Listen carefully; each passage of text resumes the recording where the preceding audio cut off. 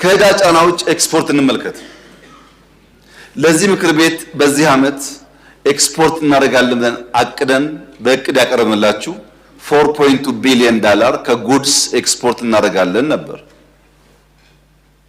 እኛ ወግ ደርሶን ኤክስፖርት እንኳ ከእቅዳችን በላይ $5.1 ቢሊዮን በስድስት ወር ማስገባት መቻላችን ይሄ የማያስደንቀው ኢትዮጵያዊ ስለ ኢኮኖሚ የሚያወራ ሰው ዝም ቢል ይሻለዋል።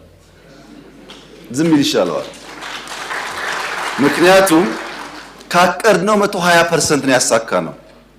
ኤክስፖርት ኦፍ ጉድስ ምን ማለት መሰላችሁ? አምናን ካልጨመራችሁ፣ አምና ስላደገ አምናን ካልጨመራችሁ ከአምና በፊት በነበሩ ዓመታት የዚህ 6 ወር የኤክስፖርት ገቢ $5.1 ቢሊዮን ኢትዮጵያ አስገብታ አይደለም አቅዳ አታውቅም። በአመት 5 ቢሊዮን አቅዳ አታውቅም። በ6 ወር ነው ያስገባ ነው። ይሄ ተሳክቶ ደብል አድርገን በሚቀጥለው 6 ወር ተደግሞ 10 እና ከዛ በላይ ቢሊዮን ብናስገባ ምን ማለት ነው? በታሪክ የመጀመሪያው ብቻ ሳይሆን ከአንድ ዓመት በፊት ከነበረው የ3 ዓመታት ኤክስፖርት በአንድ ዓመት ማለት ነው። 3 ታይምስ ቢገር ማለት ነው። ይህንን ቁጥር ማየት የሚቸገር ሰው መኖር የለበትም። ሰርቪስ $4.5 ቢሊዮን በ6 ወር ኤክስፖርት አድርገናል። 17% አድጓል። ሐዋላ $4.6 ቢሊዮን ገብቷል። 39% እድገት አለው።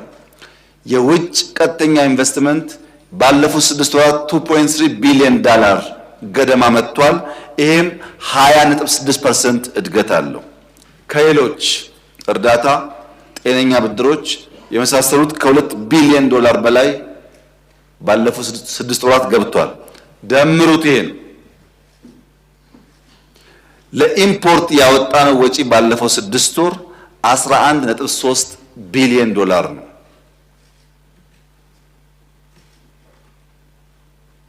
ባወጣነው ባስገባነው መካከል ፖዚቲቭ ትሬንድ የታየው በቢሊየንስ የታየው ባለፉት 6 ወራት ነው።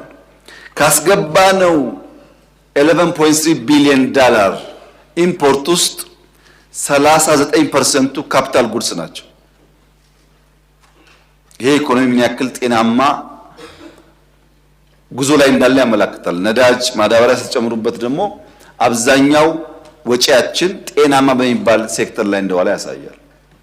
በዚህ ምክንያት ኦፍ ኮርስ 3.4 ቢሊዮን ከዚህ ቀደም እናስገባ የነበረውን በሀገር ውስጥ ማምረት በመቻላችን ጭምር ነው ኢምፖርቱ እንደዛ የቀነሰው። በዚህ ምክንያት ሪዘርቫችን የውጭ ምንዛሪ አነሰ ተባለው የተከበሩ ምክር ቤት አባል በኢትዮጵያ ታሪክ በርሶም በአባቶም ዘመን ኖሮ የማያውቀው ሪዘርቭ ዛሬ ኢትዮጵያ ያላት በኢትዮጵያ ታሪክ እና የውጭ ምንዛሪ አሁን ካለን በብዙ ጥፍ ማደግ አለበት የሚል ጉጉት ካሉት እኔም ከርሶ ጋር ነኝ። አሁን ካደረግነው በላይ ማደግ አለበት፣ ትክክል ነው። ግን ከነበረው ጋር አያወዳድሩት። በጣም ቀንና ጨለማ ማለት ነው።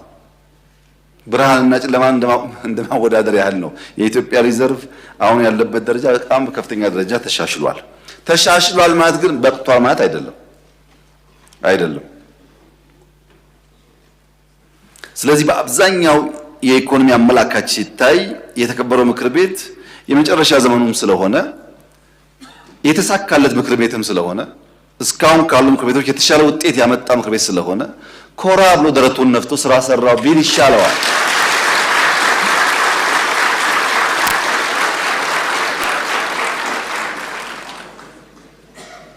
እኔ እናንተን ቁጥጥርና ድጋፍ የማየው በዛ መልክ ነው። የተሻለ ስራ ሰርታችኋል ብዬ ነው የማስበው። ውጤቱ የሚያሳየው እሱ ነው። ይሄን ደግሞ ያመጣነው እኛ ብቻ ሳይሆን በጋራ ስለሆነ ማለት ነው።